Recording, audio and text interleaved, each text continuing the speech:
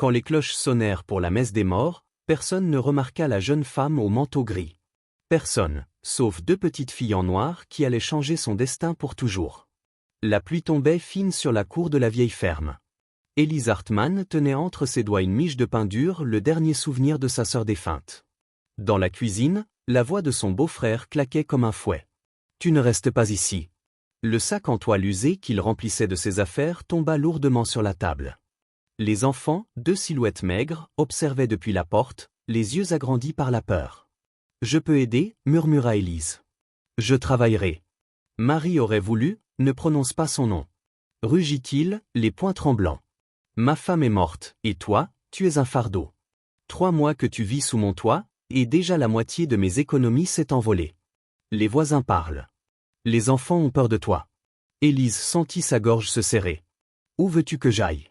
Il posa un billet de train et une enveloppe sur la table. « Ta tante Marguerite t'a laissé un peu d'argent avant de mourir. Il y a du travail à l'ouest. Cuisine, blanchisserie, peu importe. Repars à zéro, loin d'ici, loin de ce qu'on dit sur ton mari et ce mariage malheureux. Tu me chasses, je te donne une chance. » Le chariot part dans 1 heure. Dans la cour, sa nouvelle belle-sœur attendait, panier à la main. « Tiens, » dit-elle d'un ton sec. « Du pain. C'est la recette de Marie. » Puis la porte se referma. Élise resta seule, trempée, un sac et un billet à la main. 3 jours plus tard, elle descendit du train à Saint-Clair-sur-Mont, un village perdu sous les nuages. Sur le quai, des visages sombres, des habits noirs, une procession funèbre. « Excusez-moi, » dit-elle à une femme voilée. « Je cherche Marguerite Hartmann. » La femme la dévisagea, peinée. « Pauvre enfant. Vous êtes sa nièce ? Votre tante est morte il y a 2 semaines. La fièvre l'a emportée. » Le sol sembla se dérober sous ses pieds. Mais, elle m'avait écrit. Elle m'avait promis du travail, son pensionnat a fermé dès sa mort. Venez à la salle paroissiale, il y a un repas pour les endeuillés. Dans la grande salle, les tables croulaient sous la nourriture. Élise resta à l'écart, serrant son sac contre elle. Les murmures fusaient, c'est la nièce de Marguerite. Venue pour rien. Regarde-la donc, on comprend pourquoi la vieille tante ne parlait jamais d'elle. Élise s'assit dans un coin, ouvrit le panier. Le pain de sa sœur. L'odeur fit monter les larmes. « Madame, vous pleurez ?» 2 fillettes vêtues de noir la fixaient, des jumelles aux yeux d'un bleu profond. « Je vais bien, mes chéries, » murmura-t-elle. « Nous aussi, on pleure, » dit la première. « Notre maman est morte. » Élise sentit son cœur se fendre. « Alors on devrait rester ensemble, » proposa l'autre. « Les tristes ne doivent pas être seuls. » Elles se blottirent contre elle. « C'est du pain ? Oui, voulez-vous en goûter ?» Les fillettes prirent chacune un morceau. Leurs yeux s'illuminèrent. « Ça goûte comme le pain de maman. » Et toutes 3 se mirent à pleurer doucement, unies par la même douleur. Violette. Marguerite. Un homme entra, grand, large d'épaules, le visage marqué par la poussière et le soleil. Il s'arrêta net en voyant ses filles serrées contre une inconnue. « Elle disait que votre tante était morte, » murmura une voisine. « Oui, » répondit Élise, confuse. « Je suis venue pour du travail, mais je n'ai nulle part où aller. » Les filles s'accrochèrent à sa jupe. « Papa, elle est gentille. Et son pain, c'est comme celui de maman. » Le silence tomba. L'homme fixa Élise, les larmes, le panier, et ses 2 enfants enfin souriantes. Thomas Benoît, souffla une femme du village, méfiante. « Tu ne vas quand même pas. »« Assez, Madame Dupont, » trancha-t-il calmement. Puis, se tournant vers Élise. « Quel est ton nom ?»« Élise Hartmann. »« Viens avec nous. J'ai une ferme à 2 lieues. J'ai besoin d'aide. Toi, nourriture, salaire honnête, et 2 petites qui n'ont pas ri depuis des mois jusqu'à maintenant. »« Vous ne me connaissez pas, » murmura-t-elle. « Je connais mes filles. Elles n'ont rien demandé depuis la mort de leur mère. Si elles te veulent ici, c'est que Dieu l'a voulu. » Leurs doigts se croisèrent comme une promesse silencieuse. Les murmures s'élevèrent derrière eux, mais Élise n'entendait plus rien. Elle marchait vers le chariot, 2 fillettes à ses côtés, le cœur battant entre peur et espoir. La route vers la ferme serpentait à travers les collines. Le vent sentait la terre et le bois mouillé.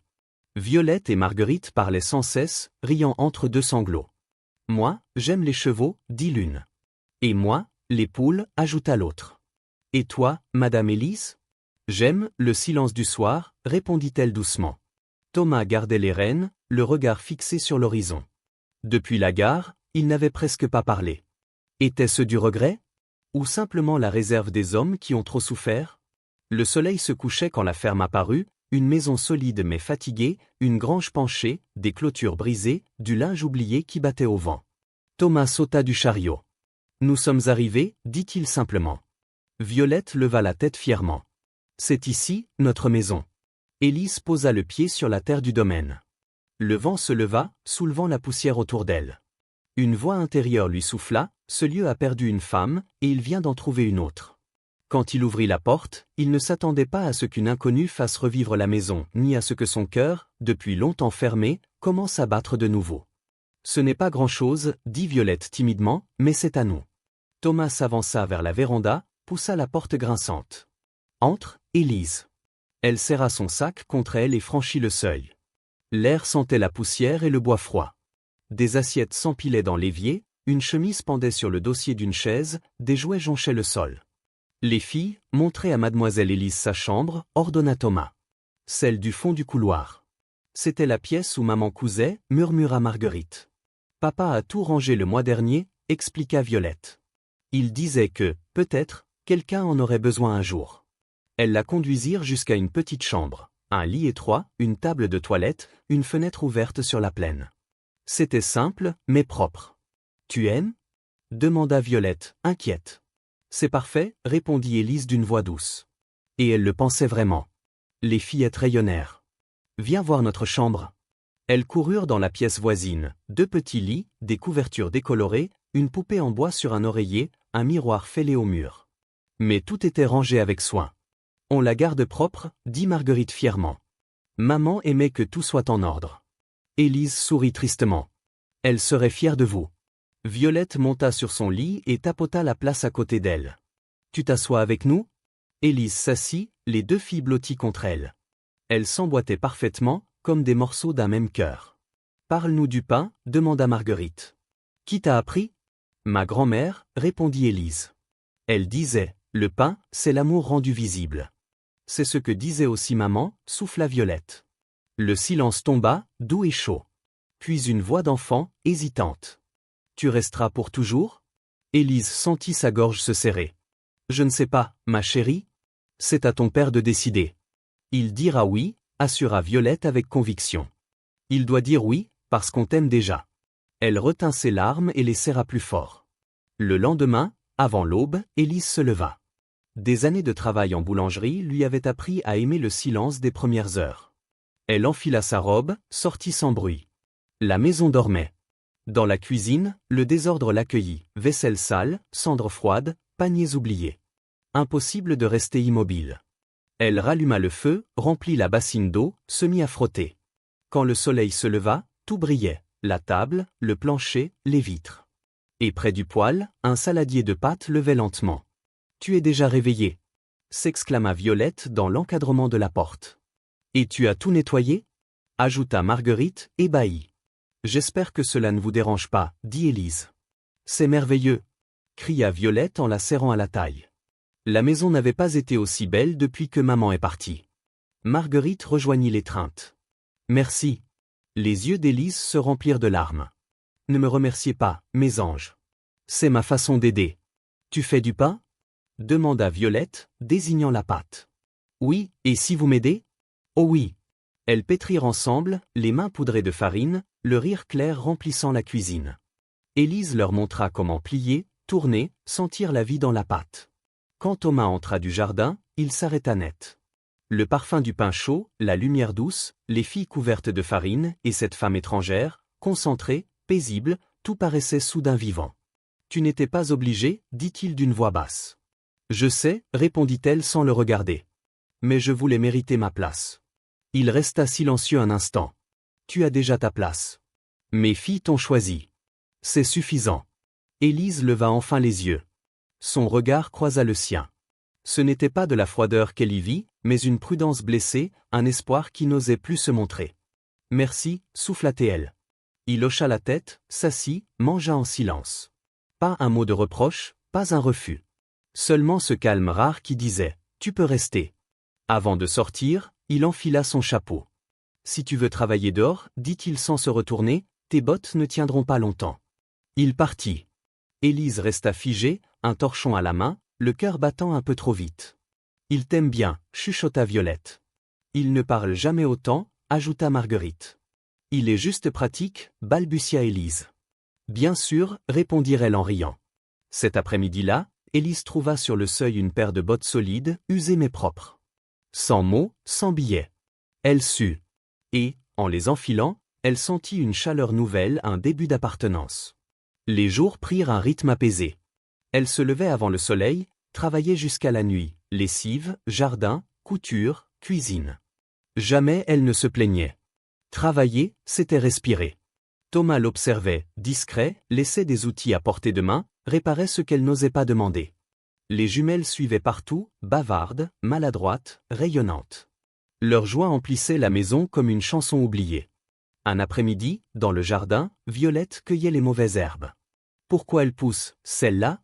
Parce qu'elles sont têtues, répondit Élise. Elles veulent vivre, même quand personne ne veut d'elles.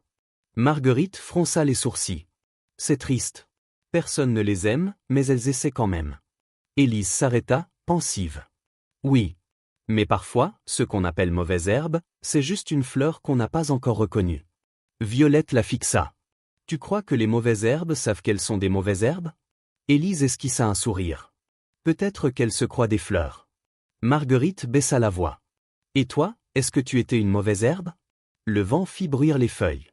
Élise releva la tête, le regard perdu vers la prairie. Et pour la première fois, elle n'en était plus certaine. Le cri fendit la nuit, au feu. Et dans l'instant, tout ce qu'ils avaient bâti risqua de disparaître. Mais parfois, c'est au cœur des flammes que naissent les vérités qu'on n'ose plus dire. Alors oui, je crois que j'étais une mauvaise herbe, murmura Élise. Eh bien, maintenant tu es une fleur, dit Violette avec fierté, parce qu'on t'a choisi. Élise les serra contre elle, les yeux brûlants. De la grange, la voix grave de Thomas appela. Les filles. Laissez-la travailler un peu. On l'aide. Cria Violette.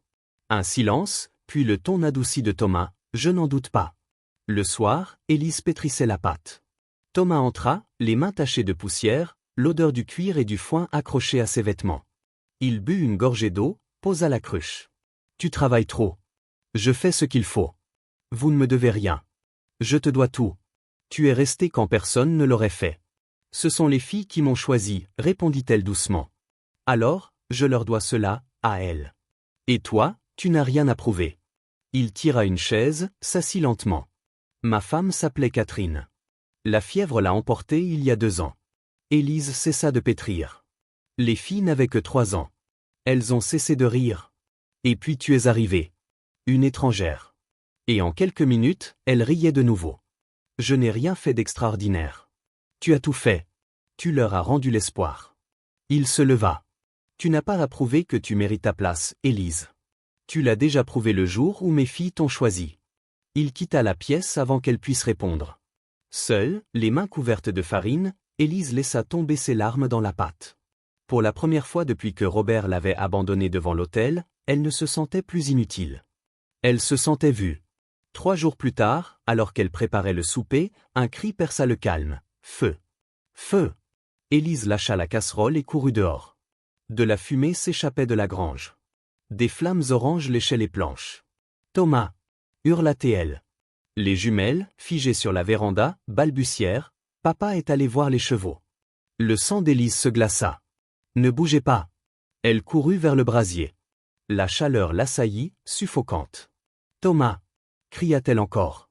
Pas de réponse. Elle saisit un seau d'eau, mouilla un torchon, le noua sur son visage et entra. L'air était opaque, étouffant.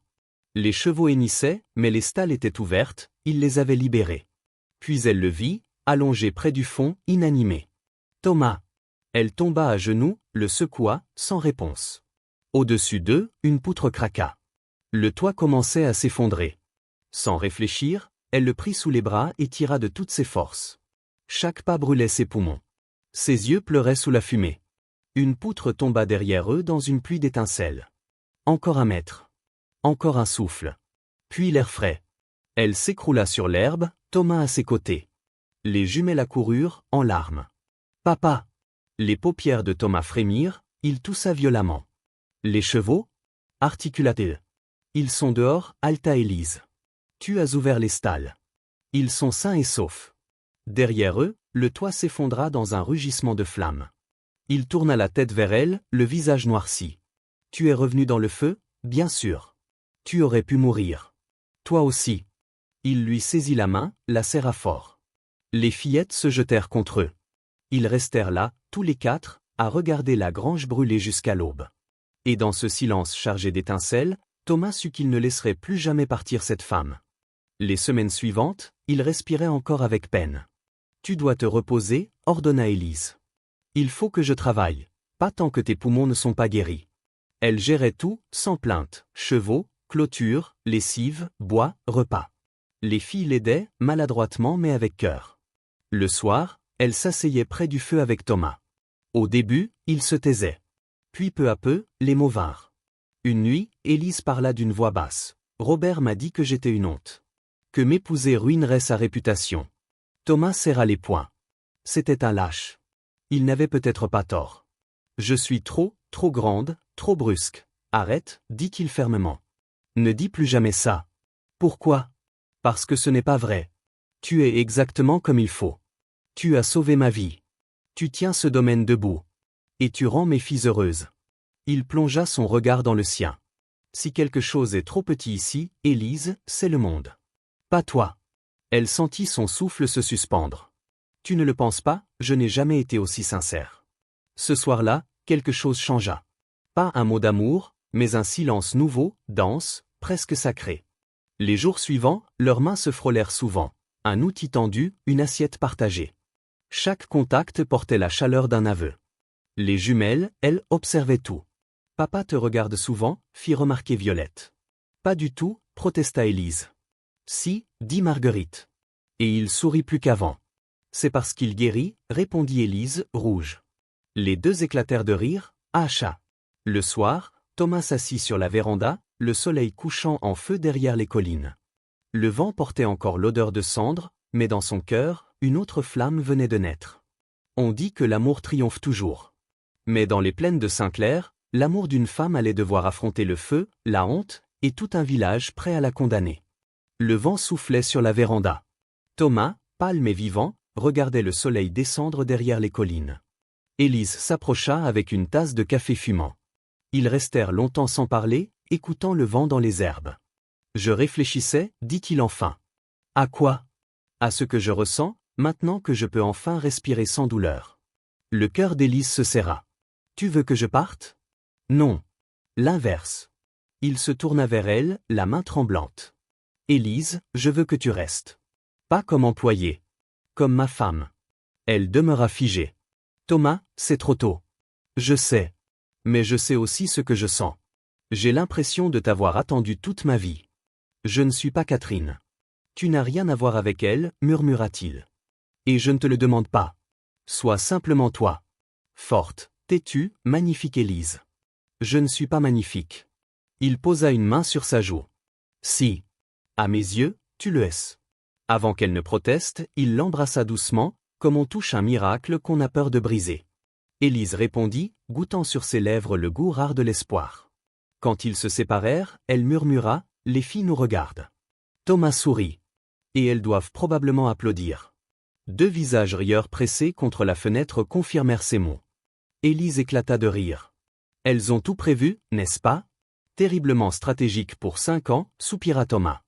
Elle le regarda, cet homme qui l'avait relevé quand le monde entier l'avait jugé. « Redemande-moi. » Il prit sa main. « Élise Hartmann, veux-tu m'épouser ?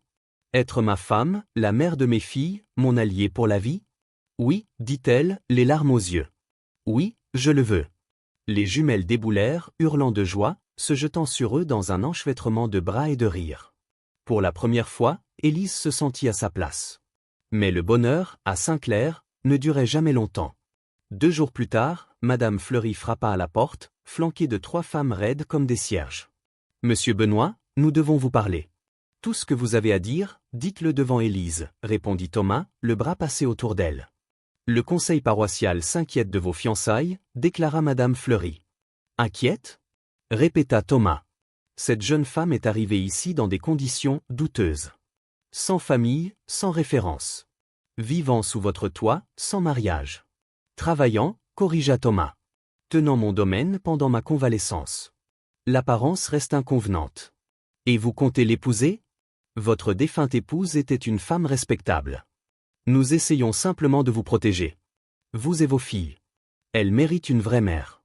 Une vraie mère? Demanda Thomas, la voix coupante. C'est-à-dire? Quelqu'un de convenable. De présentable. Pas une femme comme elle. Les mots frappèrent Élise comme des pierres. Elle voulut reculer, mais Thomas la retint fermement. Sortez de ma propriété, dit-il calmement. Thomas, s'il vous plaît, dehors. Et ne revenez plus. Le rouge monta sur les joues de Madame Fleury. Vous faites une erreur. Le village tout entier se retournera contre vous. Qu'il le fasse, répondit Thomas. Je préfère rester seul avec elle que bien entouré avec vous. Les femmes tournèrent les talons dans un froissement de jupons. Élise tremblait. Je devrais partir, murmura-t-elle. Je détruis tout ce que vous avez. Thomas la força à le regarder. Tu ne pars pas. Pas cette fois. Mais ils ont raison, je ne suis pas d'ici. Tu es d'ici, dit-il, avec moi, avec elle. Et si ce village ne voit pas le trésor que tu es, qu'il aille au diable. Elle éclata en sanglots contre lui. Les filles les rejoignirent, encerclant leurs jambes. Reste, dit Violette. Pour toujours, ajouta Marguerite. Élise les serra toutes, le cœur brisé et recousu tout à la fois. Et, ce soir-là, elle prit sa décision. Elle ne fuirait plus. Elle se battrait. Parce que parfois, aimer, c'est refuser de céder. 2 semaines plus tard, Thomas allait mieux. Le village, lui, grondait. Il y a une réunion du conseil ce soir, annonça-t-il au petit déjeuner. À propos de la ferme. Que se passe-t-il? Madame Fleury a porté plainte. Elle prétend que je tiens une maison immorale. Ils veulent voter la saisie du domaine. Élise pâlit. À cause de moi? Je vais partir avant qu'il ne te ruine. Non. On affronte ça ensemble. Le soir, la salle communale était pleine. Élise s'assit au fond, les jumelles serrées contre elle. Thomas se posta devant, le chapeau à la main. Le maire frappa du marteau. Nous sommes réunis pour examiner les plaintes concernant le domaine Benoît. Madame Fleury, vous avez la parole. Droite comme une statue, elle déclara. Thomas Benoît héberge une femme sans mari sous son toit. C'est scandaleux. Ses filles grandissent dans le péché. Un murmure d'approbation parcourut la foule. De plus, continua-t-elle, cette femme est venue sans passé clair, sans famille. Qui sait si elle n'est pas une voleuse? Assez, dit Thomas d'une voix calme. Des familles respectables quittent déjà la ville, insista-t-elle. J'ai dit, assez. Son ton claqua comme un coup de fouet. Le silence tomba. Élise Hartmann est venue ici pour l'enterrement de sa tante. Elle n'avait nulle part où aller. Mes filles, âgées de 5 ans, ont vu ce que vous n'avez pas su voir, de la bonté. De la force. Vos filles sont des enfants, protesta Madame Fleury. Elles ne comprennent rien. Violette grimpa alors sur sa chaise. On comprend qu'Élise a sauvé papa. Cria-t-elle. Marguerite se leva aussi. Quand la grange brûlait, tout le monde avait peur, sauf elle. Elle a tiré notre père du feu. Sa voix trembla. On disait qu'elle était trop grande, mais elle était juste assez forte. Les mots résonnèrent dans la salle comme une prière. Thomas s'avança, prit la main d'Élise et la fit lever. Cette femme a tenu mon domaine pendant 2 mois. Elle l'a fait vivre quand je ne pouvais plus. Elle a aimé mes filles comme les siennes. Elle ne demande rien. Et elle donne tout. Le maire baissa lentement son marteau. Personne n'osa parler. Et dans ce silence vibrant, Élise comprit que pour la première fois de sa vie, elle n'avait plus à prouver qu'elle méritait d'exister, elle l'avait déjà fait, simplement en aimant. Ce soir-là, sous les yeux d'un village entier, un homme choisit l'amour au lieu de la honte, et une femme comprit enfin qu'elle n'avait jamais été trop, seulement trop rare pour les cœurs étroits. Thomas se tourna vers l'assemblée, la mâchoire ferme, les yeux brillants. Ma femme, Catherine, est morte il y a 2 ans. Une partie de moi est morte avec elle. Je pensais ne plus jamais me sentir vivant. Il regarda Élise. Et puis cette femme est entrée dans nos vies. Et soudain, mes filles riaient de nouveau. J'ai retrouvé ce mot qu'on avait oublié ici, l'espérance. Un murmure parcourut la salle. Élise sentit ses larmes monter. Madame Fleury prétend qu'Élise est scandaleuse, continua Thomas. Moi, je dis qu'elle est la plus belle chose qui soit arrivée à cette famille depuis la mort de Catherine. Il sortit alors de sa poche une petite boîte de velours. Des exclamations s'élevèrent. Thomas se tourna vers Élise, son visage buriné adouci par l'émotion. Élise Hartmann, j'aurais dû le faire il y a des semaines. Mais je le fais aujourd'hui, ici, devant tous, pour qu'il n'y ait aucun doute. Il ouvrit la boîte, un simple anneau d'or. Veux-tu m'épouser? Pas pour apaiser leur ragot. Pas pour sauver ma ferme. Mais parce que je t'aime. Parce que mes filles t'aiment. Parce que nous te choisissons. Élise porta une main à sa bouche. Les larmes dévalaient ses joues. Oui, souffla-t-elle, puis plus fort, oui. Thomas glissa la bague à son doigt et l'embrassa, là, devant tout le village. Les jumelles crièrent de joie, se jetant sur eux en riant. Certains applaudirent, d'autres restèrent figés d'indignation. Le maire frappa du marteau. Je crois qu'il est inutile de voter maintenant, n'est-ce pas? Un vieil éleveur se leva. Je propose que la plainte soit rejetée. Benoît est un homme droit, et cette femme a gagné plus de respect en 2 mois que beaucoup ici en 20 ans. Approuvé. Lança une autre voix. Les mains se levèrent une à une. Pas toutes. Madame Fleury resta raide, le visage rouge. La motion est adoptée, déclara le maire. Plainte rejetée. Thomas prit la main d'Élise et quitta la salle, les jumelles trottinant derrière eux, fières comme 2 petites reines. Dehors, sous le vaste ciel du Montana, Élise inspira profondément. Tu n'étais pas obligé de faire tout ça, murmura-t-elle. Si, répondit Thomas doucement. Tu es à nous maintenant, et nous sommes à toi. Il fallait qu'il le sache. Violette attrapa la main d'Élise. Tu seras vraiment notre maman pour toujours? Élise les serra toutes deux contre elle. Pour toujours, mes chéris. Pour toujours, répéta Marguerite en riant. Ils rentrèrent à la ferme sous un ciel étoilé. Et Élise comprit enfin, elle n'était pas trop. Elle était exactement ce qu'il fallait. Et pour la première fois de sa vie, elle était chez elle. 3 semaines plus tard, ils se marièrent dans la petite église où tout avait commencé. Tout le village n'était pas là, seulement ceux qui comptaient vraiment. Ceux qui avaient vu la valeur d'Élise quand d'autres ne voyaient que la différence. Elle portait une robe simple, blanche, choisie par les jumelles. Dans ses mains, un bouquet de fleurs sauvages cueillies dans la prairie. En marchant vers Thomas, la tête haute, elle ne se sentait plus coupable ni indigne. Elle était choisie. Aimée. Les yeux de Thomas ne la quittèrent pas. Quand le pasteur demanda « Thomas Benoît, voulez-vous prendre cette femme pour épouse ?» Thomas coupa, un sourire au coin des lèvres. « Oui. Absolument. Pour toujours. » Un rire chaleureux parcourut l'église. Puis vint le tour d'Élise. « Je le veux, dit-elle d'une voix claire. » Leur baiser fit éclater les applaudissements. Les jumelles tapaient des mains, les yeux pleins d'étoiles. Ils descendirent l'allée, main dans la main, mari et femme, père et mère, famille enfin réunie. Élise sentit une paix qu'elle n'avait jamais connue. Toute sa vie, elle avait essayé de se rapetisser pour être aimée. Thomas lui avait appris autre chose, les bonnes personnes ne te demandent pas d'être moins. Elles t'aiment exactement comme tu es. Des années plus tard, quand on lui demandait de raconter son mariage, Élise ne parlait ni de la robe, ni des fleurs. Elle parlait de 2 petites filles en noir, un jour de pluie, sur un quai de gare. 2 enfants qui avaient vu une femme seule, pleurant sur son pain, et qui avaient choisi de s'asseoir à côté d'elle. Ce sont elles qui m'ont sauvée, disait-elle en souriant, en regardant ces mêmes filles, devenues femmes, jouer avec leurs propres enfants dans l'herbe haute. Et Thomas, à ses côtés, lui prenait la main. Non, Élise. C'est toi qui nous as sauvés. Ils se regardaient, le vent soulevant doucement les blés. Tous deux avaient raison. Parce qu'elle était passée du trop au juste. Du rejet à l'amour. De la honte à la lumière. Et dans ce coin oublié du monde, sous le ciel immense, Élise Hartmann, autrefois perdue, avait enfin trouvé ce que t'en cherches toute une vie, un foyer, un amour, et la certitude d'être exactement assez.